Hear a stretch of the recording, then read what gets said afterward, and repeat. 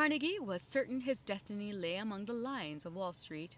During negotiations with George Pullman and the Union Pacific, he had been seduced by New York City, the preeminent financial center in the United States. In late 1867, he decided to move there to take up residence. No large concern could very well get on without being represented there, he later wrote. In New York, the streets were awash with money, and there was ample opportunity for him to secure more lucrative contracts for his iron and bridge building concerns, as well as to capitalize on investment prospects not available in Pittsburgh. Another motivating factor in Carnegie's move was that New York, like London, was alluringly cosmopolitan, had a strong intellectual presence, and offered a plethora of music, opera, and theater, among other arts agreeable to him.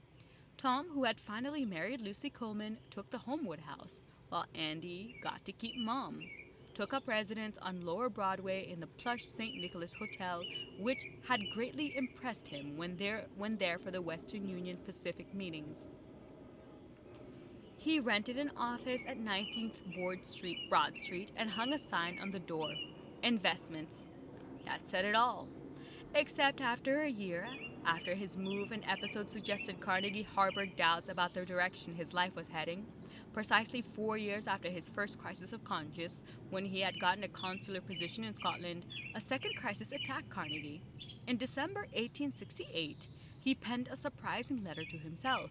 It was wrought with introspection as he questioned the purpose of his existence. It was a desperate attempt to reconcile his Scottish past with his American present, and it was a violent reaction to what he discovered in Gomorrah, the underside of Gotham, his newly adopted story, his newly adopted city.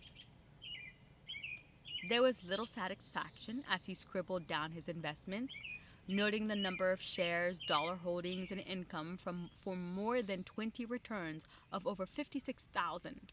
The top money winner was a Union Mills. Despite the material triumphs, something nagged at him. He wasn't satisfied, and after completing his financial review, he mulled over his station in life. It was, he knew, of singular dimension: money. With deliberate penmanship, Carnegie concisely expressed his thoughts. 33 and an income of 50,000 per annum. By this 2 years, I can so arrange all my business as to secure at least 50,000 per annum. Beyond this, never earn.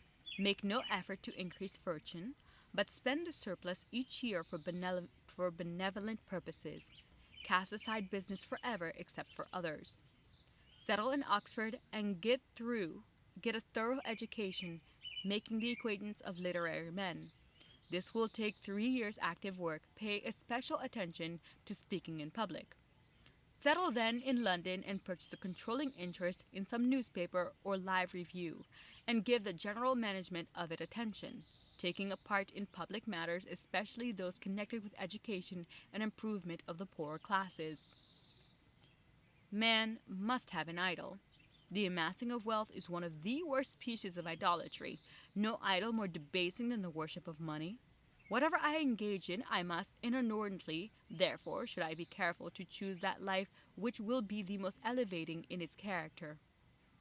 To continue much longer overwhelmed by business cares, and with most of my thoughts wholly upon the way to make money in the shortest time, must degrade me beyond hope of permanent recovery.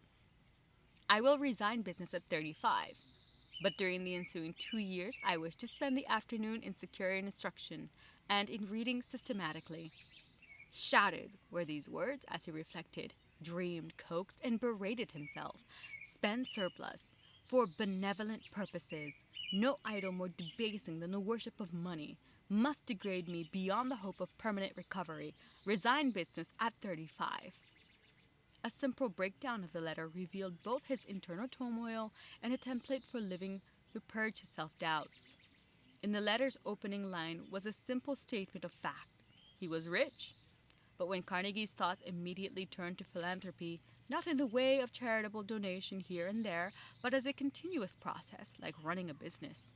Philanthropy as a business was unique, bold, and gratifying concept to him, totally foreign to a world inhabited by the likes of Tom Scott. To complement the enrichment of others, he would further improve himself too, by seeking a better education, a desire lost in his pursuit of material progress. Then, in the letter, he added the clause on public speaking. Why? So he could effectively take his message, whether it was to be benevolent or imposing or improving the poorer classes, to the people, as did his uncle Morrison, a renowned public speaker. Also, toward the end, like his hero Horace Greeley, Carnegie dreamed of owning a newspaper to serve as a platform for championing the lower class. Only it was to be in London, a city that embodied culture and offered a strong connection to his Scottish heritage than New York ever could. In his Enlightenment course of life, words and money would be his weapons. Ah, money. Carnegie was surrounded by it at St. Nicholas, yet in the second half of his meditative letter he spurns it, condemns it, and fears it. Not too long ago, however, he himself had worshipped money. Carnegie's voice was pleading as he feared money would forever corrupt him, destroy any shred of his radical heritage, and he would become degraded beyond hope. Sadly, he recognized that no matter what course of life he pursued, he was condemned to always push inordinately. He must to avenge his father and to please his mother, so he had to be very careful to choose a dignified path. He must to avenge his father and please his mother. Yeah, I get it. His drive always, because his mom's a constant reminder of what his dad could not do.